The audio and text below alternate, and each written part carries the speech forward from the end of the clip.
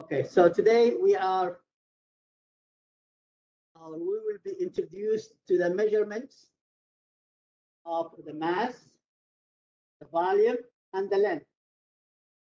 Out of those measurements, we'll be able to determine the density of an unknown object, which is intended to be the steel bearings. And I can switch the share the, so you can see here, these are the bearings. I'll drop them here. Can you see them here? Try to get this bearing correct.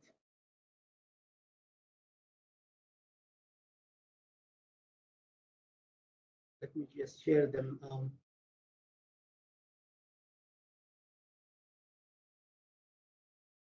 Let me share.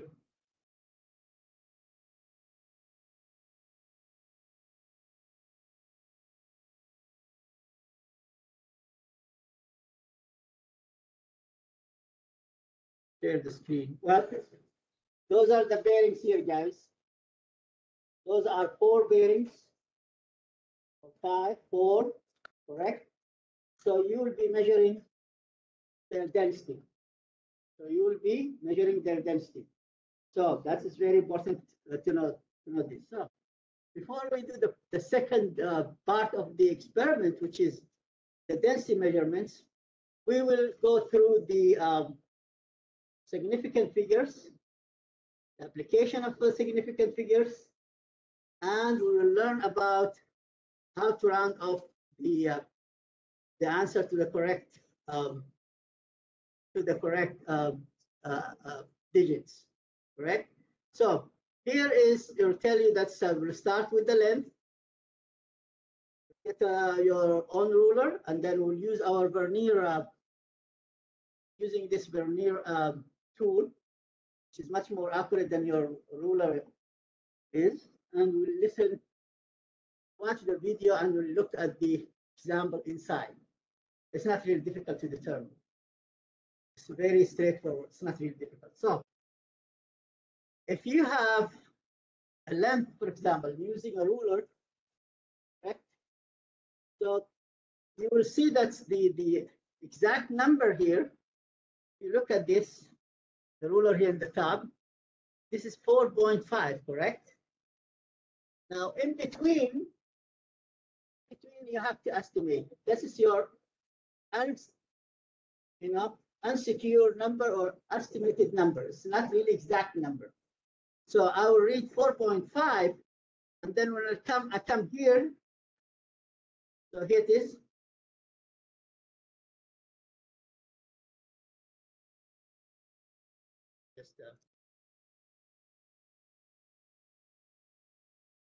So the here is can be read as exact, right? This is 4.5, but this is more than 4.5.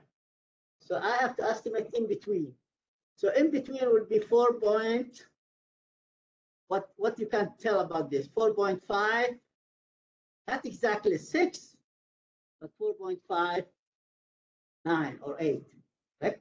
4.5, 9. That's exactly 6, but 4.5, 9. So this will be number here, right? 4, 5, and maybe 8. This is in centimeters. Right, guys? So this is the length. How about the volume? Well, the volume is a little bit more demanding than the, let me take the unity out. The volume is a little bit difficult because then you will have to determine, you have 3 solutions in the back.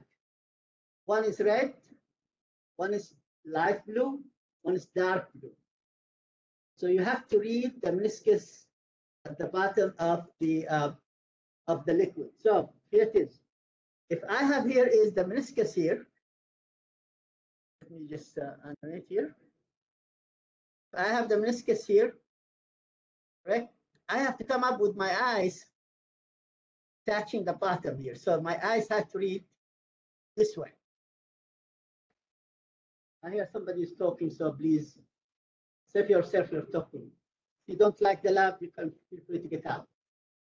Really, not bothered. If you know better than the professor, then you can leave.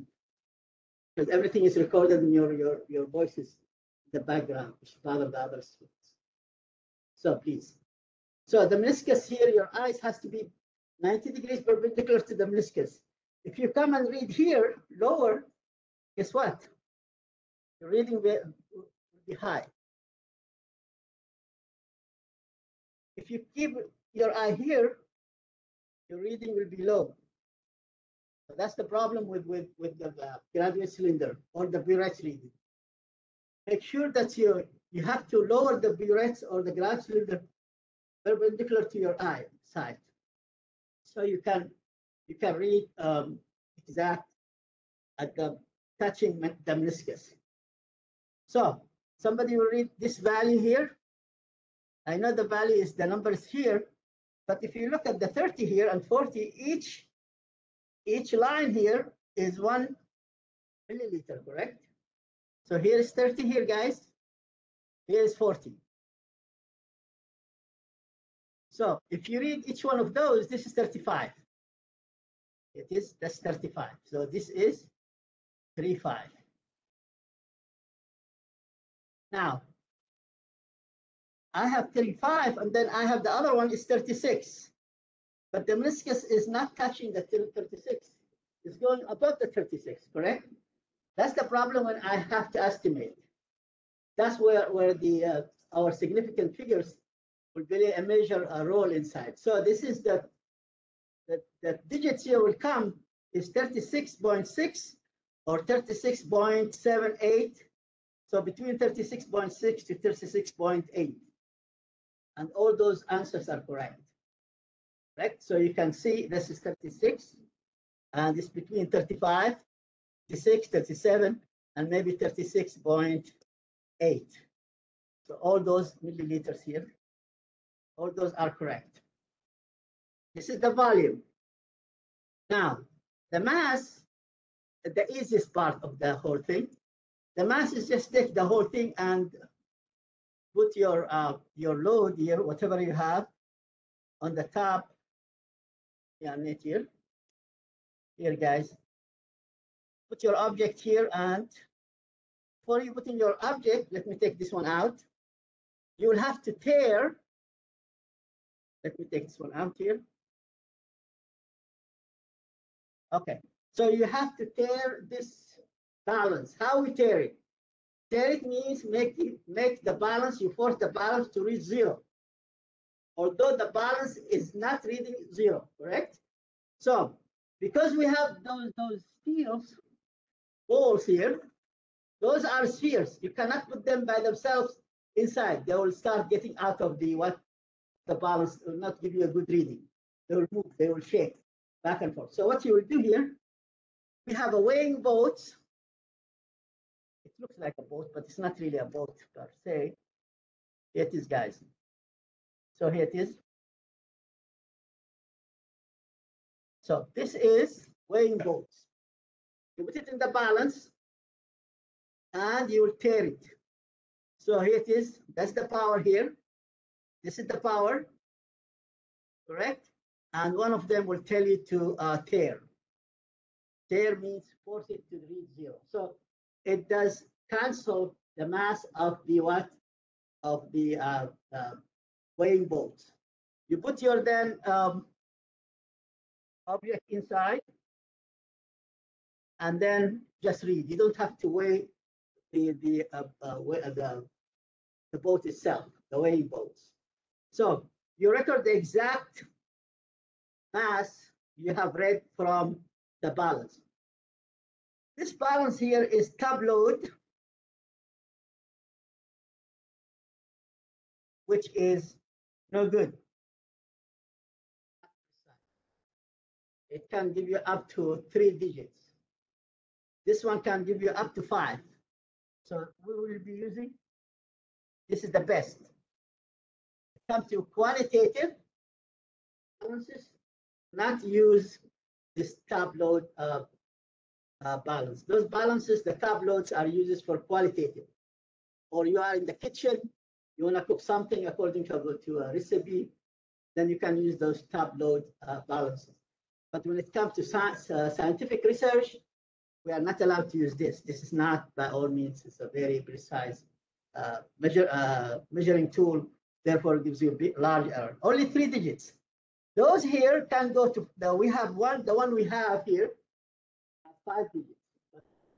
You have on the market up to 7, 8 digits. So you can see the higher the digits they give, the precise they are, and they are very expensive compared with the tableaus. Okay, guys. So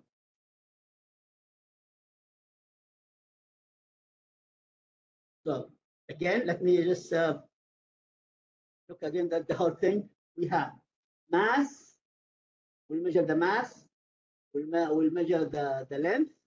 We'll measure the volume. Three items. Then out of this one here, we'll be using the application to use the real object, which is the bearing, the spheres. Those are made of steel. And I will see how good you are in determining your density to show me in the data how much you are getting out of this one here. And if you look at this, this is supposed to be your data is, you know, a bearing, a steel bearing should have density of, according to the literature on the web, 7.85, correct? Steel is made of carbon and iron. So it's iron added to it, carbon. So it's a mixture. Iron itself is very rigid. It's not really flexible. To make it flexible, they add carbon to it. So we will see how good you are. You test yourself. I'm not make any penalties or something. I want just to see. That's not even in your lab. I did not write the lab procedure. But I have written the lab. I'll put this one here in. Not to punish the students, just to see, check yourself. Have you done a good job in the lab or not? If you have done it, you'll be very close to this value. If you have not measured very well, then you'll be far off from this value. This is a steel.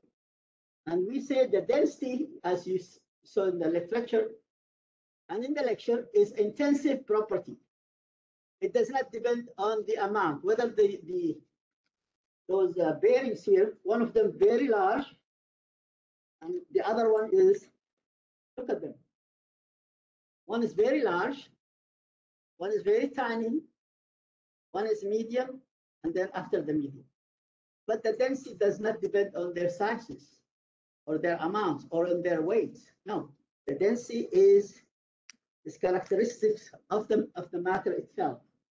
A steel is an iron made flexible by adding carbon to it, correct? So if you have stainless steel knife, you can bend it, correct? But if you have an iron, absolute iron knife, as soon as you bend it, it will crash, it will break. So iron is not, it's not flexible. So we'll see how good you are from this value today. Take this one here out. And so, and then here, just to tell you about the how to convert the metric into English, English to metric, or metric to SI units. So I might go with you here a little bit in some details here. So the first, here is the procedure. Procedure is made of many parts. Part one, you have to determine. Okay, so you have to determine the length of this object, the green object here, and you have the ruler underneath, correct? So I will leave it up to you, but I'll just make the first attempt. You can follow me. So you might make with the ruler here. Here it is.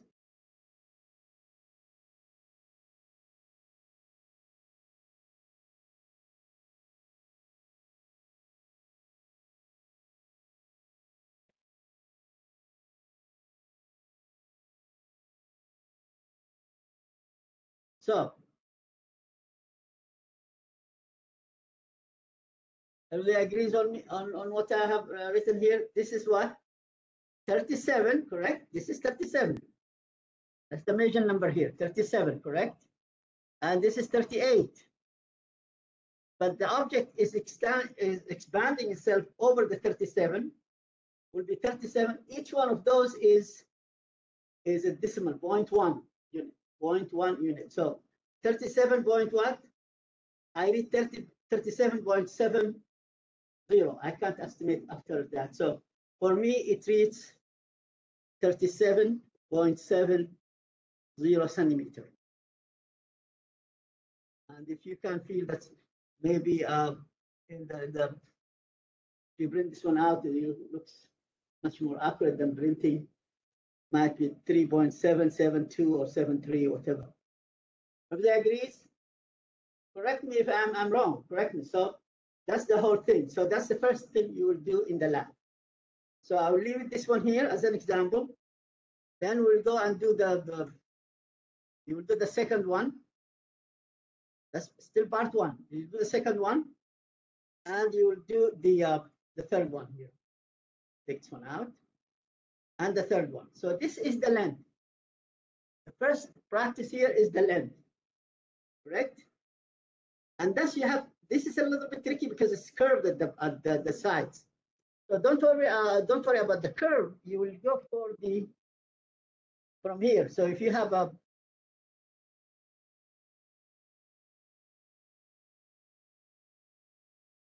so here it is. Trying to get this very hard.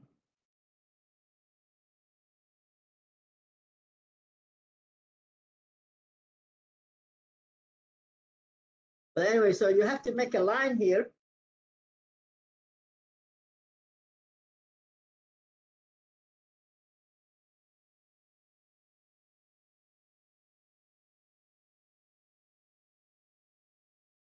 So you make a line like this. Don't worry about the curve. So you make a line from the top all the way to the bottom, and then you can see where that really is, correct? So you can see where that really is. So as you see, it is 5, and each is 0.1 unit. So 5, then you can estimate the last one. So 5, you have 1, 2, 3, 4, 5, 6, 7. Correct? It's not exactly 8, but I put this one here. It's very thick. Is 5.7, and then you can estimate the other one. So it's 5. Sorry.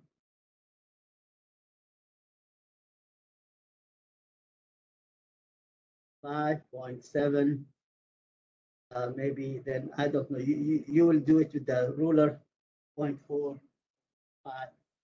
So you can really just make a line and see. So this is the first part.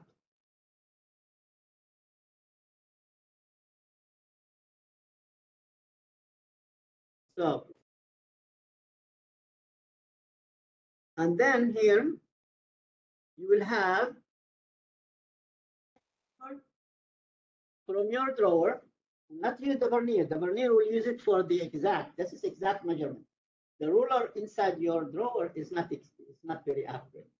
This is very accurate. We'll have an object there, the back, a wooden object,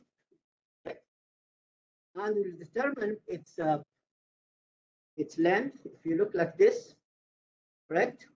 So whatever is horizontal or vertical. So if I look like this is the length here. This is the height. This is the depth or the width. So this way here, this is the length. This is the height. This is the depth or the width.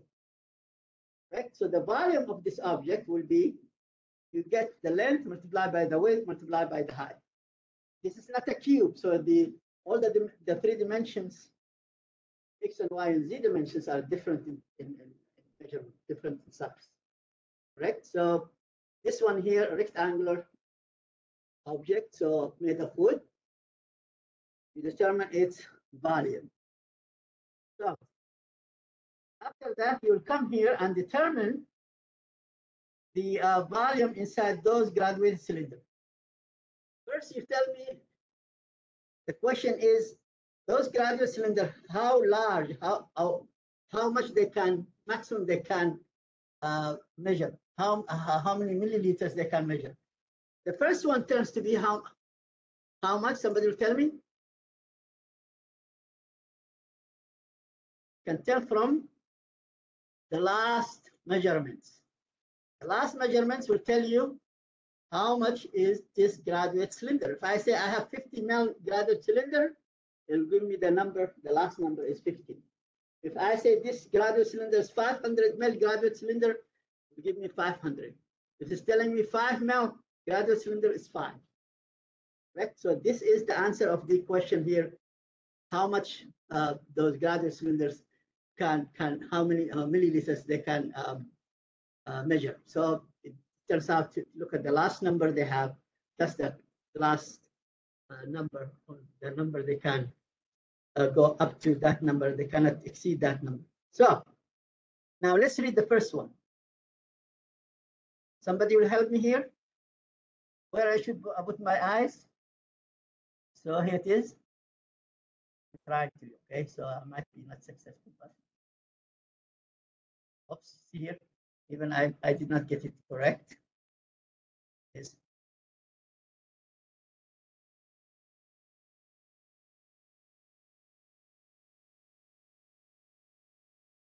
So the bottom of the meniscus, you can't see it very well, but this is at the bottom of the meniscus. So this is at the bottom of the meniscus. This is at the bottom of the meniscus here. So this is the bottom here. This is at the bottom. I will take this one here and then we'll read them together. So how much is this one here? The first one. Come on, guys. Don't let me down. This is comes from the 0, correct? The 0 is here. Up to 3, correct? So here it is. 3. So 3, and it goes up. You have to watch. So it's not 4 down, it's 3 and up. Right? So this is 3. Each one is, if you look at this, each one is considered to be 0.1 milliliters, correct? 0.1, the unit is 0.1. So 3.1, this is 3.5, 3.6, 3.7, 3.8, well, 3.8, 3.9. Yeah, so 3.9, maybe 3.9. 3.9. It reads to me 3.90, so 3.90 milliliters, correct? Now, this one, the same thing. It goes all the way up. And here's the number here, 400. And this is 500, the end. So each one of those here is 10. Each line is 10. So this is 450 here. This is 450.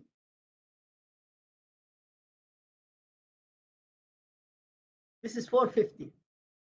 So again, this one, it looks to me is 460 and 0.0. I don't see, it's really the meniscus on the 0. So 4.60 to me. So if you print this one out and look at it, maybe from here is 4.60. So how about this one here, the last one? So this one here, the unit is, each one is, unit is 10 ml here, the subunit. This is sub.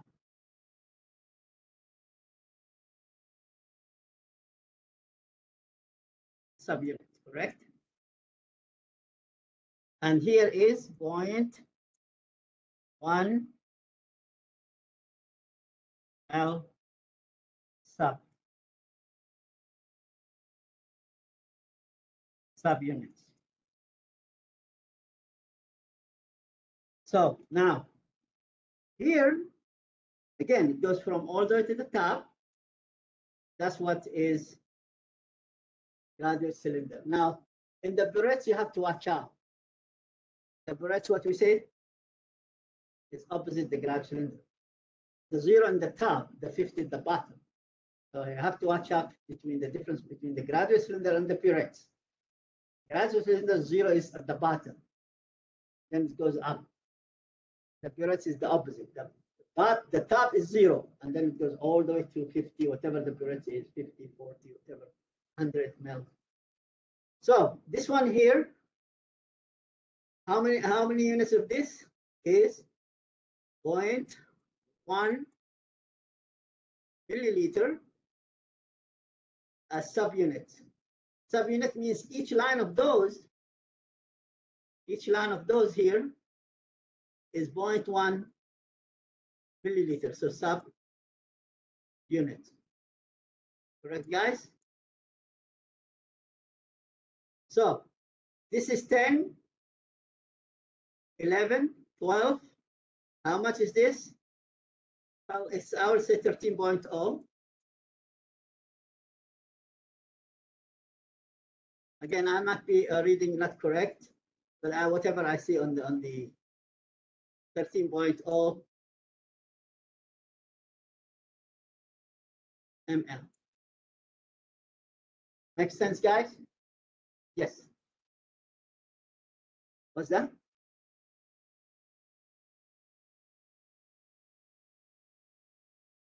Subunit here? 0.1? No, that's 1. That's correct. That's correct. I'm wrong. That's 1. That's 1. Yeah. Good that you mentioned that. That's.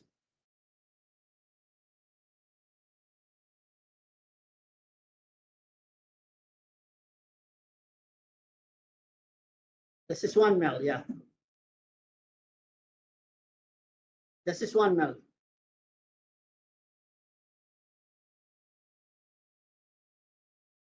This is 1 ml because it's increases by 1 ml. Correct. I'm wrong. That's 1 ml, not 0.1. So this is 0.1. This is 10. This is 1 ml. Each one is 1 ml increase. So now when it comes down here, the examination goes here.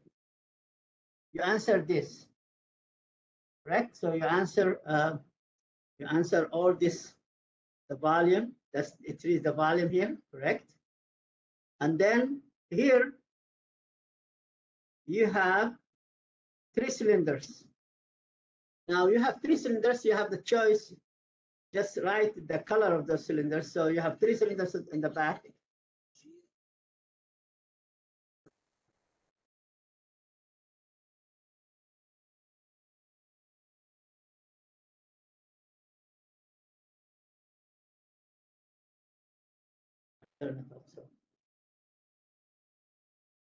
Okay, guys, here it is. There are 3 of those. You can take it. Here's just posted 2. So take out of the 2 cylinders in the back. Somebody will bring them in the back. Somebody will show me there in the back, the blue, the light blue. And you might have to add another one. Let's add the 3rd one here. Let's add the 3rd one here somewhere. Add the 3rd one. So you read the blue, the light blue, the red, and the dark blue. You read them the same way we have read here. And you decided about the units, the subunits, and how much is size of the cylinder. Well, here the same thing, 5 mils, 550. But there's, you can check the size of the cylinder. So then what the subunits? And then you read the exact volume of the liquid. So whatever we have done in this practice, you practice in the real liquids in the back. So in the back, there are three ones. I might go and bring them, but there in the back, you'll see them there. So we did now the volume, we did the length. Now we will do our mass. The mass is easy. So you have the training here, the tabloid, the tableau balances. They are not really accurate. You have to tell me how many digits they can measure. So this one here is measuring up to 5 digits. This one is very good. This one, very expensive. So 5 digits. So it's read how many? 158.31. How many significant figures we have here? 5. Correct. Here it reads 60.9. How many significant figures we have here? 3. Here it reads 142.5. How many? 4. So you see, you read the math and you see how many sig figs you have here. So now we come here to the next one, and that's supposed you have to do it here in the lab.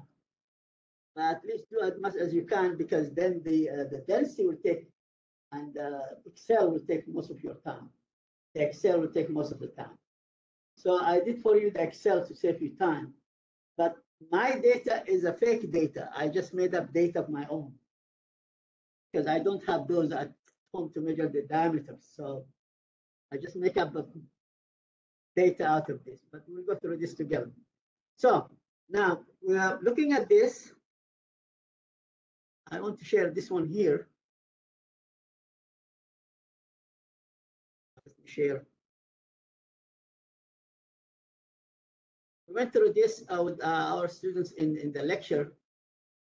We want to determine how many sig figs does this number have. So let's look how many without the 8 here. First, we'll consider this one here without the 8. First, we'll not consider the 8 here. Ignore the 8 for time being. So if you look at this example here, bigger for you so you can see it.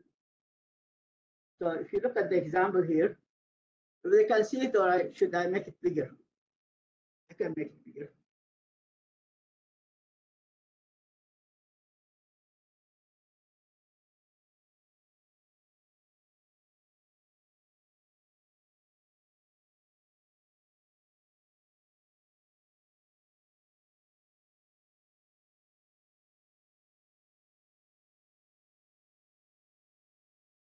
Okay, let's look at this example here.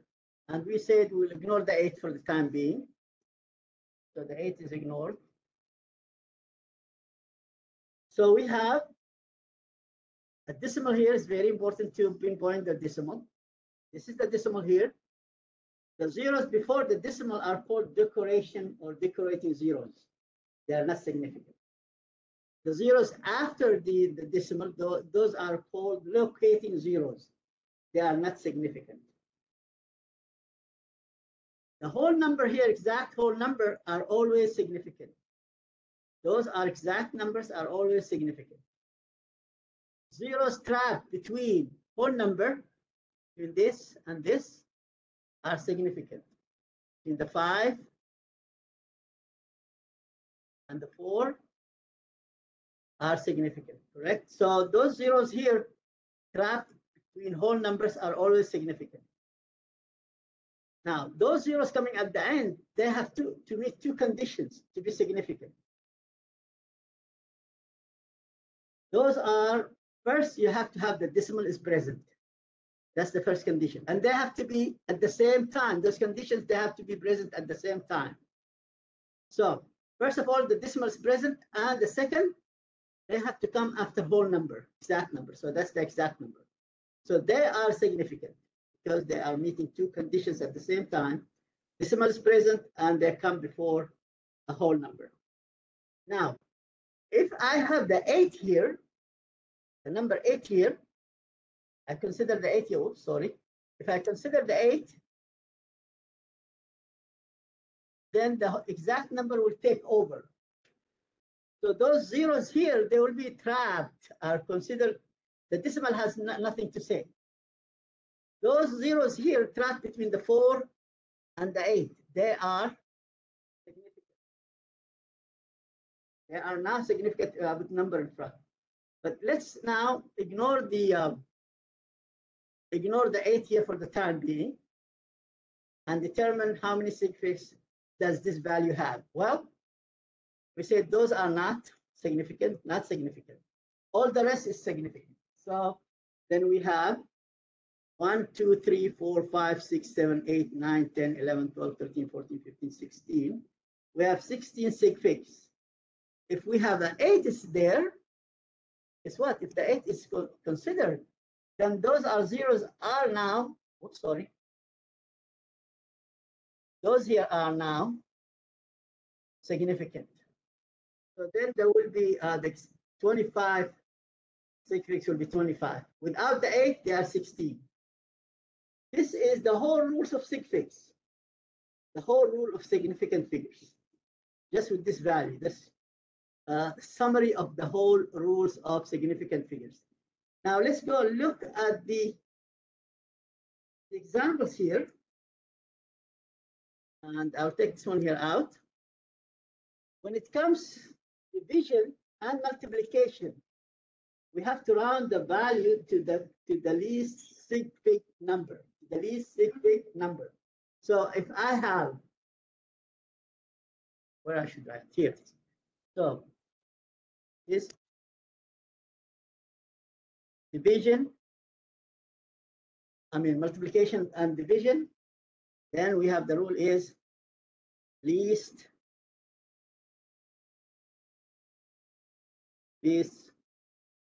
sig figs.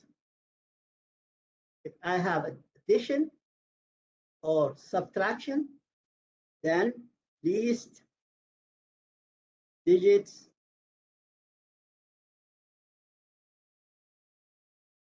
after decimal. So let's do a couple of those examples. Let's do a couple of those examples. Let me take this one here out and look. We have to calculate 7.85. Here's this calculator from the window itself. Don't have to download it. Stay inside the window. 7.85 plus 4.1 plus 6.263. Answer is 18.23.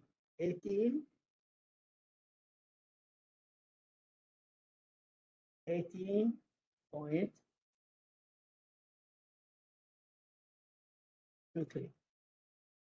Let me just take this one. It's so awkward. It does not want to even try very well.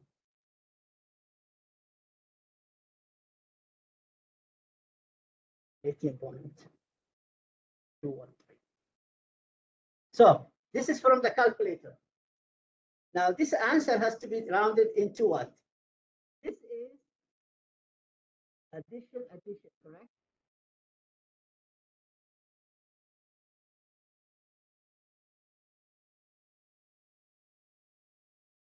How to buy 2 digits, 1 digit, 3 digits. Which will win?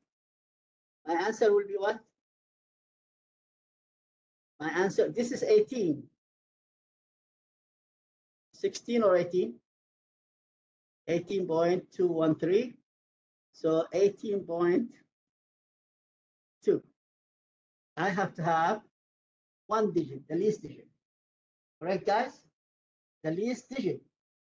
A significant figure. I'm looking at 4.1, 1 digit, 7.85, 2 digits, 6, 2.63, 3 digits. The winner will be 1 digit after the decimal. Let's go for multiplication, correct? So I will take this one here, 5.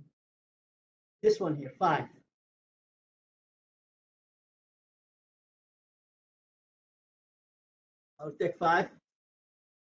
5 here, just hold on. Let me just take this one here out.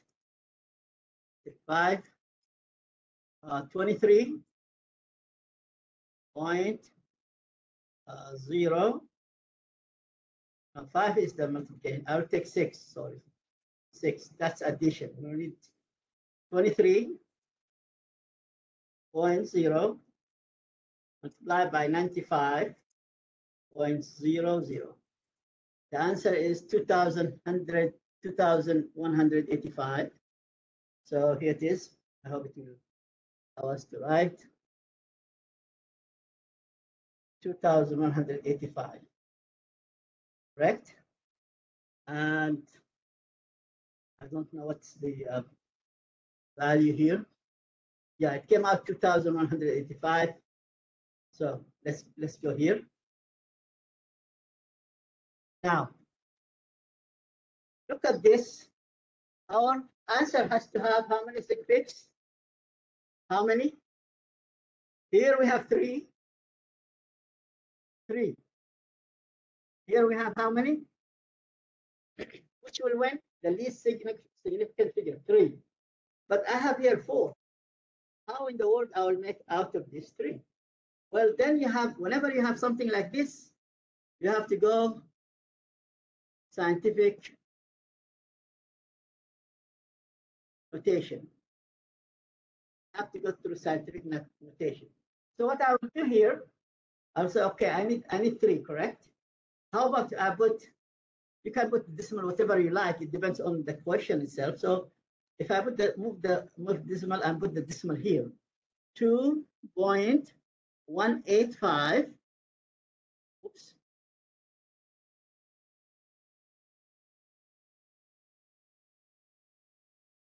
$2.185. I don't know why it's 2.185 multiplied by 10. Supposed to be. So I move 3 digits, so it will be plus power 3. But I need to make 3 significant figures, correct? Not 4. That's still 4. So this is 5 here. Will come out with this one here. So the answer will be 2.1910 plus 3. So I made out of 4 significant figures, I made 3. Everybody's following? Whenever you're stuck with the problem, you have to go through scientific notation. You have to. There is no other choice. You have to go through scientific notation. So any question about this? Any question about this? Okay. Part 3 of the experiment is conversions. Here is given to you all the conversions you need. And here's an example, correct? I'll show you something you might not be familiar with, but let's look at this one here. I want to go to a conversion between metric conversions, or metric English conversions, so, or metric SI conversion. So I need to see from milligram to centigram, right? I have grams here. Let me see here. I have a grams here, right? And I want to get all this in decigrams. So E, you have to memorize this. 10 minus 1, centi here. 10 minus 2, milli. 10 minus 3, and so on. So if you look at the, I think it's given to you somewhere, the units. But let me show you something here. We have to go through this basic unit, right? And we have to go flip the code, the value of the code. So we have to do 2 things here. Whenever it comes to first, go through basic unit.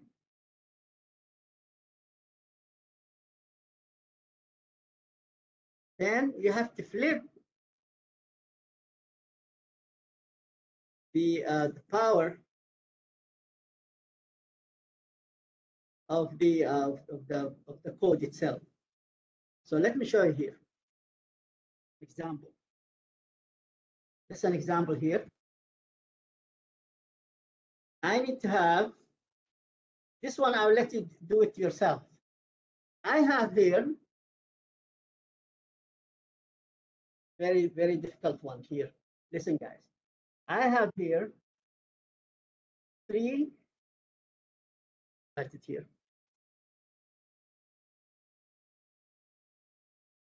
3.50 listen here,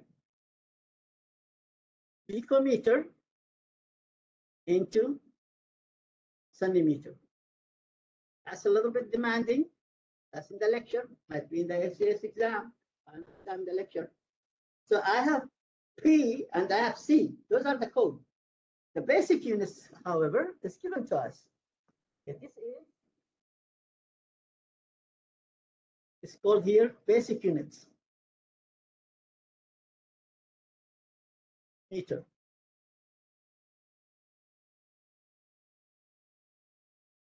The P stands for what? 10 minus 12. That's the code. Always you have basic units in the code. And the centi here stands for 10 minus 2. Are you following here? So now how we do this? Well, it turns out to be, let me take the animation here out.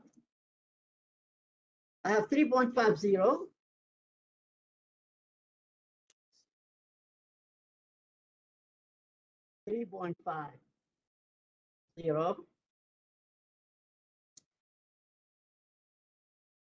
The pain really. PM. I have to go through the basic unit. The basic unit is what? Meter, correct? So I put 1 meter here, 1 meter, 1 M, and here is PM. PM, M is still the meter. P is 10 minus 12. This in my background here. This one here is 10 minus 12, correct?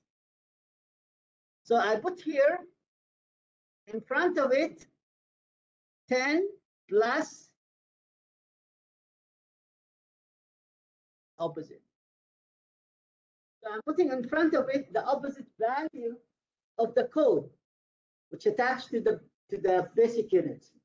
So if I multiply the P value, 10 minus 12, multiplied by 12, the opposite flip here will be 10 power 0, because exponent, when you multiply them, you add them, correct?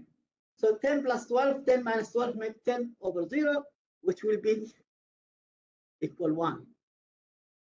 So always like this. So now I have here 1 meter is a centimeter.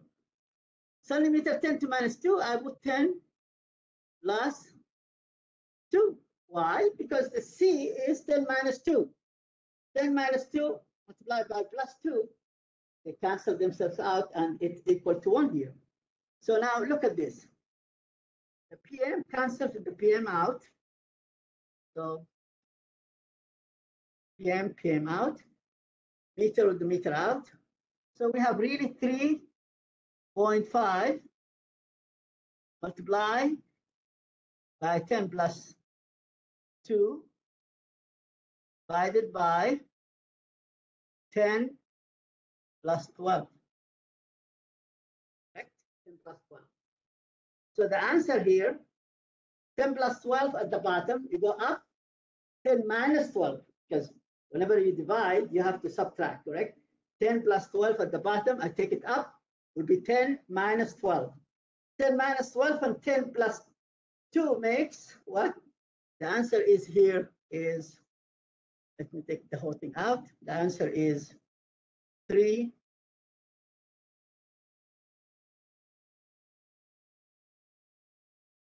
3.5. 10 plus 2 multiplied by 10 minus 12. This will be centimeter. This will be 3.5. 10 minus 10 centimeter. Those who have taken with me 751, I think some of you were in my class long time ago. So you will see, if you have taken with me a class, you will see this method is easier than what you have learned in the high school. Remember the high school, I remember my kids, this is your zero, then you go all the way, zeros to the right or zeros to the, but how about if you have a B code, 10 to minus 12, you have a gazillion, 10 to minus 24, how many zeros you will go there? But this way here, you get out of this by flipping, you go through the basic unit, and then flipping the code value. Whatever the code value is, you put the opposite of the value of it, right? And then you just, so that's the answer here. So, any other questions, you guys? Any other question? Okay, so this one, I can't let you just do the work without understanding what's going on, correct? You might not have covered this one in the lecture, so I'll have to go back and cover all this stuff again. Now, how many meters, how many to centimeters? Well, that's the same thing here. You have grams, centigrams, so meter.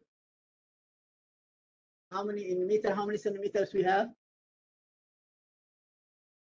Centimeter is, I have to memorize those here questions? No, I don't. Do I have to memorize this? No, I don't. Here, look, 1 meter equal centimeter, correct? M, basic unit, basic unit. C is the problem. C is 10 minus 2. So I put in front of it what? 10 plus 2, right? So 1 meter is 100 centimeter. I flip the code. The C, because this is 1. This is 1, correct? MM, that's the basic unit, meter. So the C is 10 minus 2. I have to put in front of it 10 plus 2. If I multiply those together, I will get 10 minus 2 plus 2, 10 power 0, which is at the end is 1. Makes sense, guys? Makes sense? So therefore, you don't have to memorize. Now, how many 1 kilometer in centimeter? Somebody will help me with this? I have not to memorize nothing. Do I have to memorize? No. I have to go zeros? No, no zeros. So I said, okay, 1 kilometer. Okay, let's do it. Over 1, that's the basic unit, meter. I put the basic unit up. I put the kilometer at the bottom to cancel them, correct? Kilo is 10 plus 3. So I put in front of it the opposite, 10 minus 3. The opposite of the code. Kilo is the code, is 10 plus 3. 10 minus 3. And then here, 1 meter in a centimeter, centimeter is 10 minus 2. I put 10 plus 2. Okay, so I put this one here up. The 10 minus 3 will go up. So I have 1 kilometer is 10 plus 5 centimeter. Did I memorize anything? No. Just go through the basic unit and then flip the code of that unit, and then you will get the correct answer. So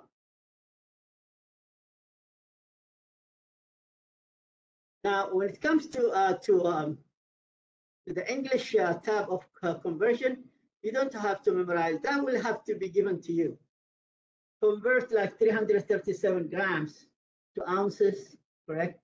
Those here, this one here will be given to you inside the quizzes or inside the exams or final exam. They have to be given to you. You don't have to memorize. But at least you will know that the that's a pound is 454, which is a kilo is about 2 pounds, roughly 2 pounds. So that's it. You will see most of the English to the metric to English is always factor of 2. The mile is bigger than the kilometer. Mile is bigger than the length. Bigger than the kilometer is 1.6. It's about 2. So anytime you think it's always roughly it's about 2. The difference in the scale is about 2, roughly about 2, correct? So, but you don't have to memorize those values here given to you in this. Look at this. Should I memorize this? No. But through the years, I'm here in this business over 30 years. So most of the stuff I know, living back and forth, back and forth, back and forth. I lived in Germany, so for a long time, undergraduate there. So they don't use the English system, they use the metric system, which is a kilo, and they use a kilo, and they use all the metric, centimeter, meter, so grams. They don't use the pounds or anything else. So this, how to transfer this again, like transfer this one here to ounces. You have to go, let's do this one here. Let's show you how to do it. It's not really difficult. You have to go and unit cancellation. You have 337 grams over 1. And you need to get rid of the gram. So I put the gram here, correct? And I put the pound here. So 1.00 pound is 454 grams. Why? The grams has to cancel the grams. And then I have 1 pound is 16.0 ounces. So the pound cancels with the pounds. Here it is. So 337 divided by 454, and the answer multiplied by 16.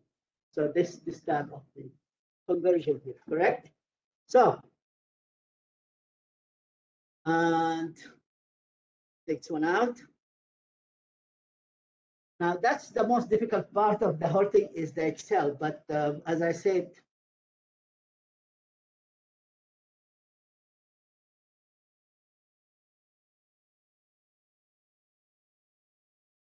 so what you will do in this experiment here, the second part of the density, you will have to measure the diameter. So the diameter here will be the vernier tools here.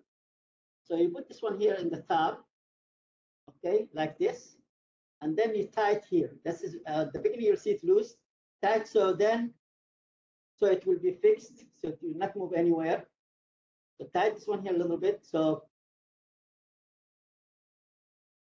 here it is. And then you'll measure, that's your measurement of the diameter from the edge to the edge. You will have 2 scales. Don't worry about the inches and all the way in the top.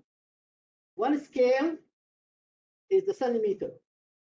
The other scale is the subunit of the centimeter, right? The subunit of the centimeter.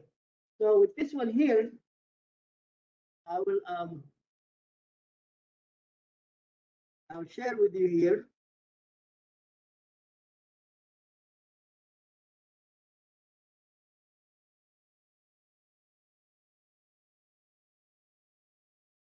I'll share with you the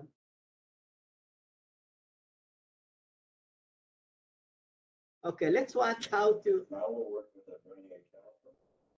This works is that there is again work and lower.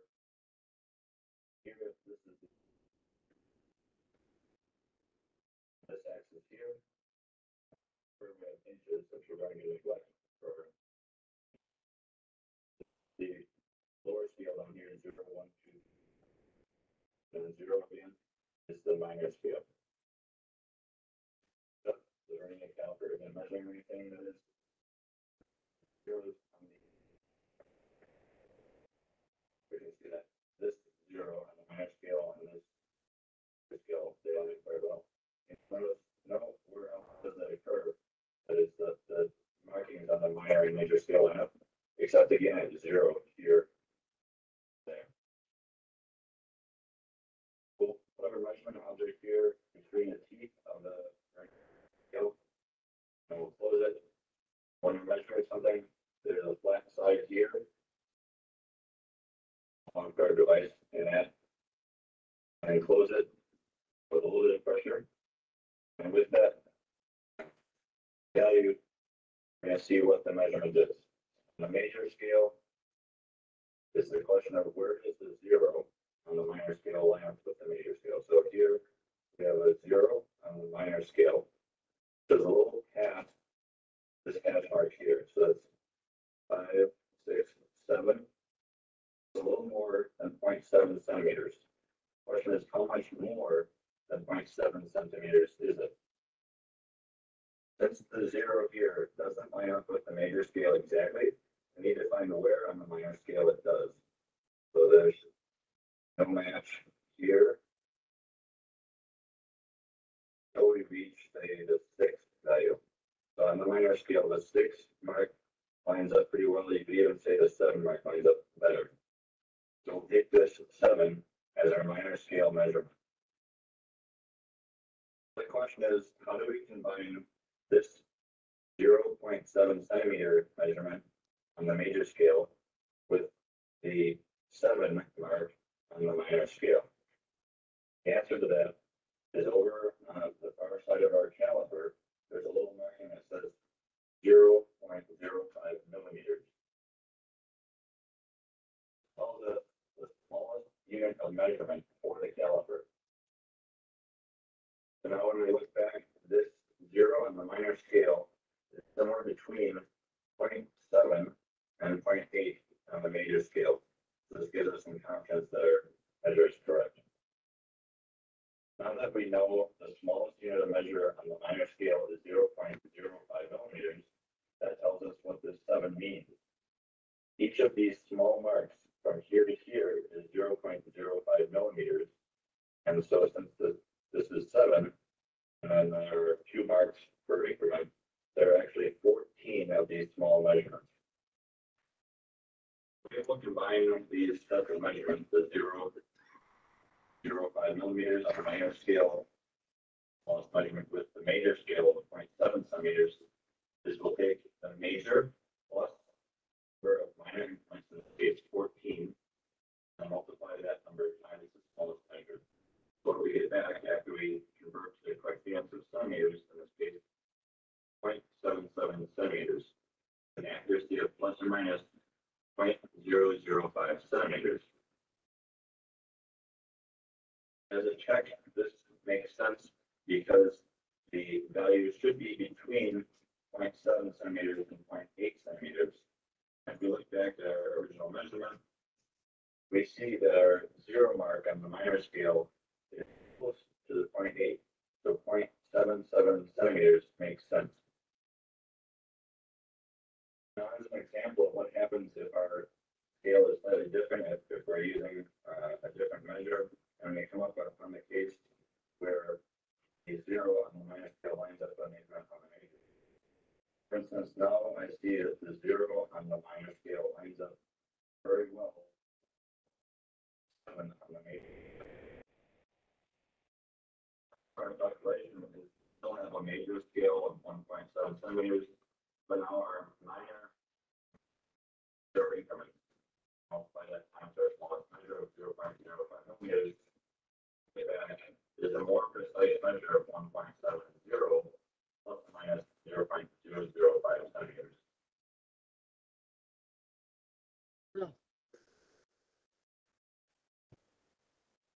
Is your paper download grandmother? Are you doing 3 months? Okay, guys. So we have this one here. Share back to our. So what we have to do here, you will measure the diameter of each of those 4 bearings, 4 spheres, right? Then when you are done with this, you will measure to determine the value, right? And then you will go to this analytical balance, not the top load, the analytical balance. You will weigh each one of those. Each one of those, you know their diameter, you know their what, you know their mass. Now with this information in your hand, you follow the whole procedure here which is in Excel. Well, it turns out to be, I saved your day here. This is the lab, guys. Everybody's following here. So let me share this one here with you.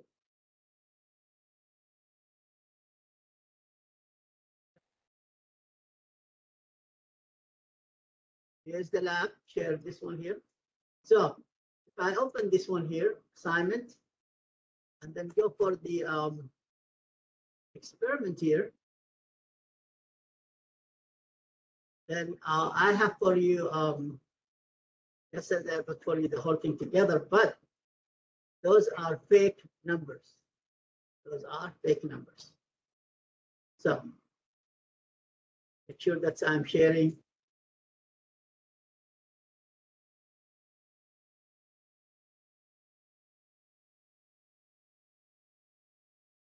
Okay, so here we are. I'm sharing this.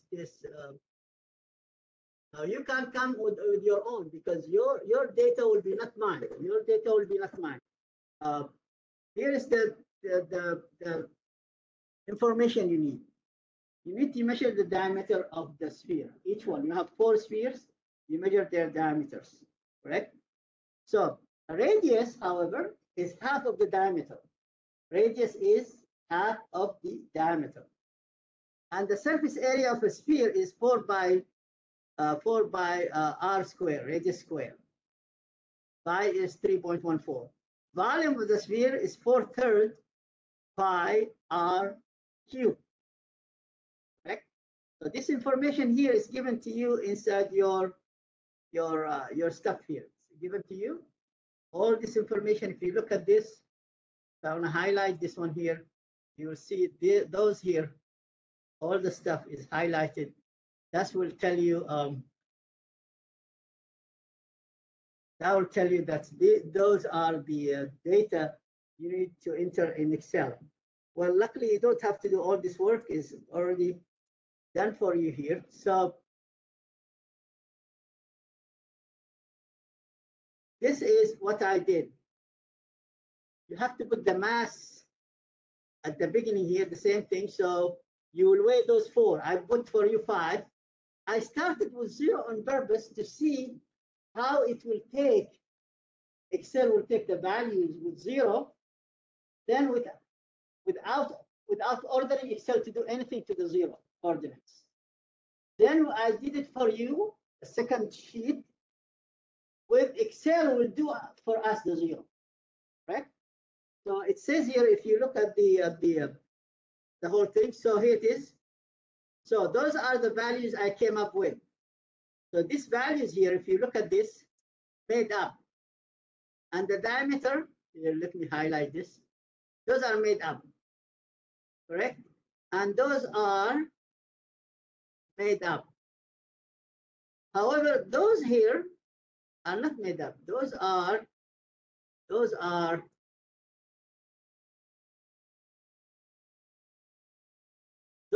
not made up. Those are calculated based on those here. Diameter, radius is half of the diameter. Surface area is 4 by r squared, and the volume is 4/3 by r cubed. Correct? So those are the calculated ones. Guess what? The first one here will ask you inside. Make 3 graphs. Each graph should be full size and it has own page. This is time consuming to put one page. There will be too many sheets now. Put them in one.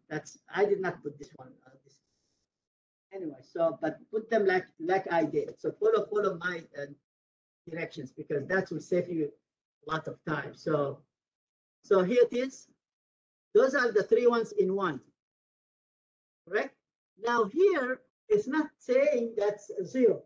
I added to you 0. So first you do the same thing I did. Add 0, 0, 0. If you have nothing, you get nothing, correct? If you have nothing, you get nothing. So all of them 0, and see how they behave. So you can see them behave from 0, how they behave. This is a relationship between the mass and then the diameter. Again, the higher the mass, the higher the diameter. That makes sense. So here it is again, the mass and the surface area. The higher the mass, the higher the surface area as well. So direct proportional, both of them. And here's the same thing, the mass and the volume. So it goes through the zero. You can see how the whole thing is. Now, in the second sheet, that's what your lab says here. You have to put the mass in the y-axis. Here it is. Let me highlight this one as well. Okay, so mass in your x-axis, and then you put all the surface area, the diameter, and the volume together. And then here it is, choose y-intercept, zero-intercept trend line. So you shoot the trend, you have to use the trend line here. And that's what I did this one here in Excel in the second sheet. That in the second, I tell the Excel to determine for me where is the zero will go through. So it looks like more smoother than mine when I added zero. So here you'll see I took the zero out. See, all those are fake values. All those are fake values. So you can see how smooth that is, and then tell the Excel to make the trend line. So you see the line here, the dotted. Can you see the dotted line, or I have to make it bigger? The second one, can you see dotted line? Want me to make it bigger? I'll make it bigger here for you. Can you see now the lines? Can you see it now? So that line is made by Excel through making a zero. It makes its own regression, or the regression makes its own zero through all these values. At the beginning, I did my own, our own zero, and you see that it's not really smooth. But this one here tells you how this really is. So those are the three ones with the trend line, correct? The zero trend line. So you can see the first one came out to be identical. There's no, the trend line is there. So you can even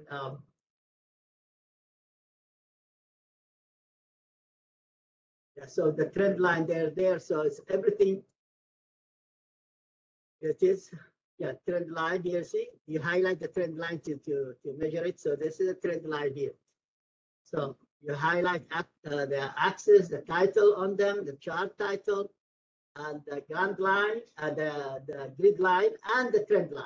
The trend line will tell you the zero. So now I did for you number 3. Ask you then, you have to have the formula for this.